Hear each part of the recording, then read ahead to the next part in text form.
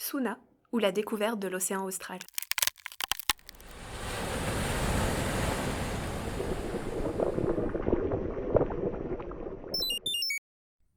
Épisode 1. Tout le monde sur le pont.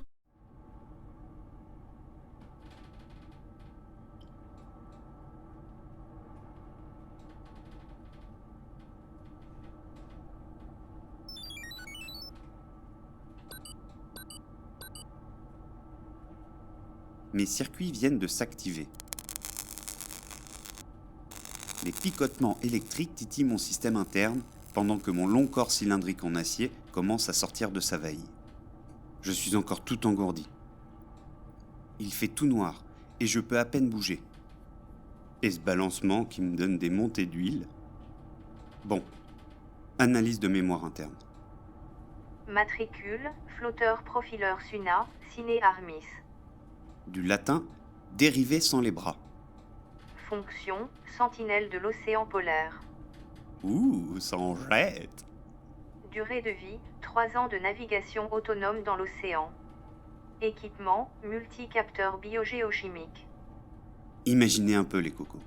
Un couteau suisse de 2 mètres de haut pour explorer l'océan et ses mystères. Et voilà, la caisse vide, l'avant-dernière. Et voilà. Tiens, de la compagnie. Allez, trinquer un peu, cette réussite. La mission Soclim. Allez, un petit verre pour fêter le déploiement durant cette fameuse mission Soclim. Un apéritif. Et personne n'a pensé à m'inviter. Je vais te servir. On va sûrement me dire ce qu'il se passe. Jolie bouteille. Voilà, c'est quel gin. Ah, tiens. Santé. On dirait qu'il célèbre quelque chose. 66 degrés sentinelle. Bien fonctionné, celui-là. La fin de la mission océanographique 66 degrés sentinelle qu'ils disent. Il me semble que j'ai déjà entendu parler de ça quelque part. Laissez-moi réfléchir. J'y suis. Le Marion Dufresne. Un navire scientifique de 120 mètres de long et de 10 000 tonnes, parti 1 mois en expédition pour étudier l'océan austral. L'océan austral ? Bah, vous savez bien. Mais si ! C'est l'océan qui entoure l'Antarctique. On est au pôle sud, un univers dangereux. Peu de gens s'y sont aventurés, car c'est le continent le plus froid, le plus sec et le plus venteux. C'est également le seul continent sur lequel l'homme ne s'est jamais installé de manière permanente. L'océan Antarctique renferme encore bien des secrets, et c'est sûrement pour cette raison que ces fous de scientifiques veulent s'y rendre. Pour mener à bien leurs études, ils ont probablement embarqué sur le navire des dizaines d'appareils.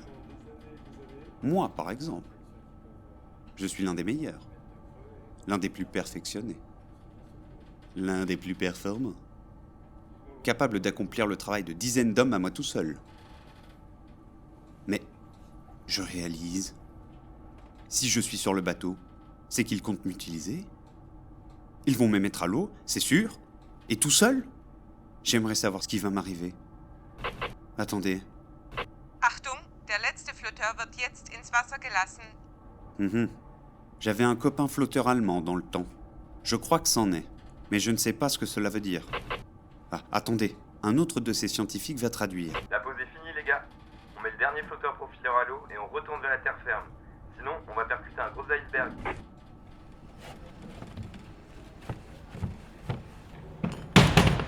Oui, je me suis cogné. Mais j'ai l'impression de bouger. Ah, j'ai compris. Je suis dans une caisse. Les scientifiques me déplacent. Ça y est, c'est mon heure. Ils m'emmènent pour me jeter à l'eau. Je veux pas y aller.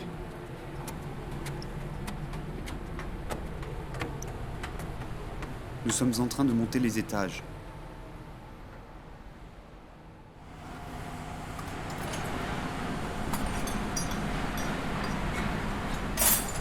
Je crois que l'on traverse maintenant la salle des machines, où les mécaniciens assurent le bon fonctionnement du bateau.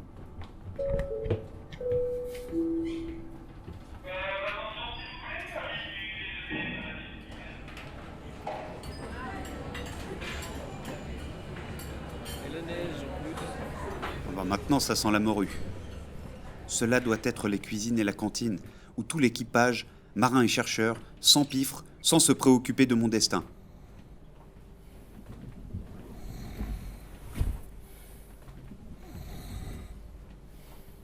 l'aurez deviné, il y en a qui font la sieste. Sur un bateau, le travail ne s'arrête jamais. Lorsqu'une partie de l'équipage travaille, les autres se reposent avant de prendre leur quart.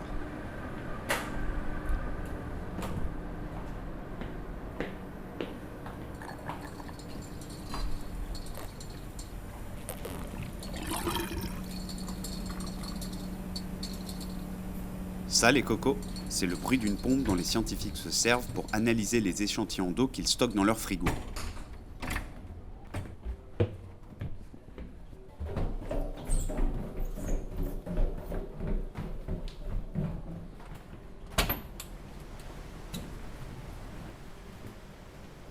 Je crois que nous sommes dehors.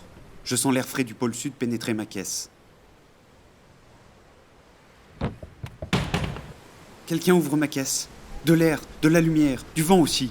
Et puis un froid glacial. Ouh, j'ai la chair de moule. C'est bien ce que je pensais. Je suis sur le pont. Vous entendez ? Des vagues de 15 mètres de haut assaillent notre forteresse flottante. Les vagues, dans l'océan austral, ne font pas de quartier, les amis. Je vous décris le tableau. De l'eau à perte de vue. Un bleu profond couronné de crêtes d'écume blanche. Je vois le capitaine dans la cabine de pilotage. Il semble se démener pour éviter les icebergs. Ou alors c'est la brandade de morue de ce midi qui escalade son gosier.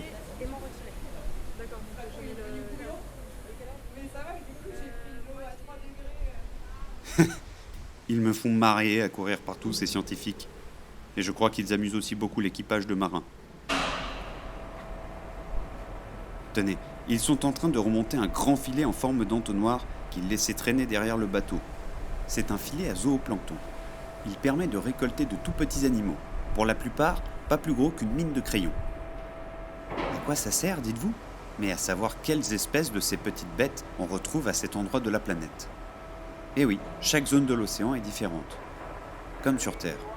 On ne retrouve par exemple pas d'ours polaire à l'équateur, et inversement, on ne retrouve pas d'ours brun sur la banquise.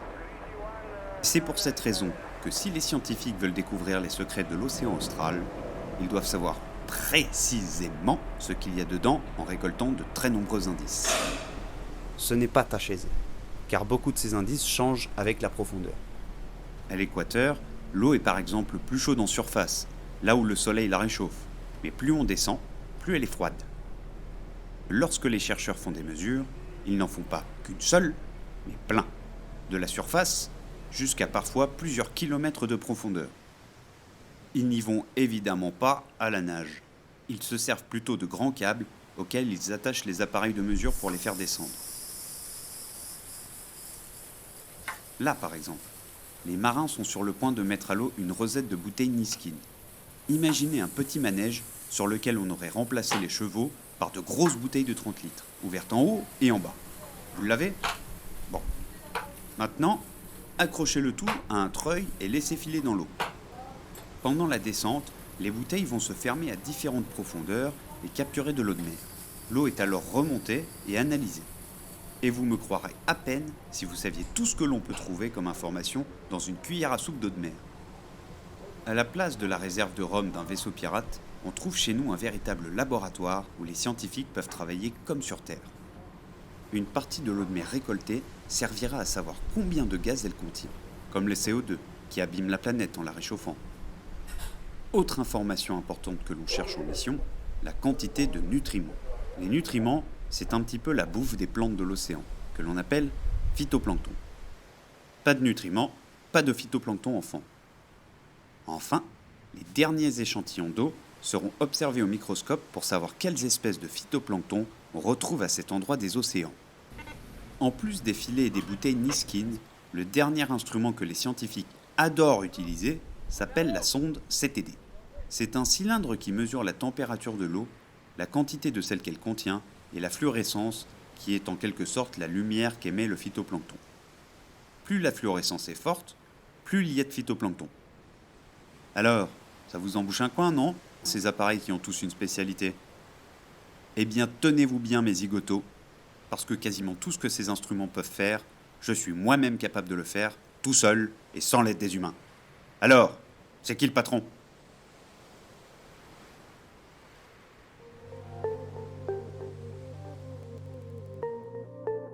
Suna, ou la découverte de l'océan austral.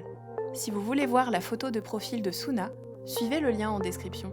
Un podcast original, écrit et réalisé par Marin Cornec et Théo Siandra. Générique, Marine Fourier. Une production Culture Océan.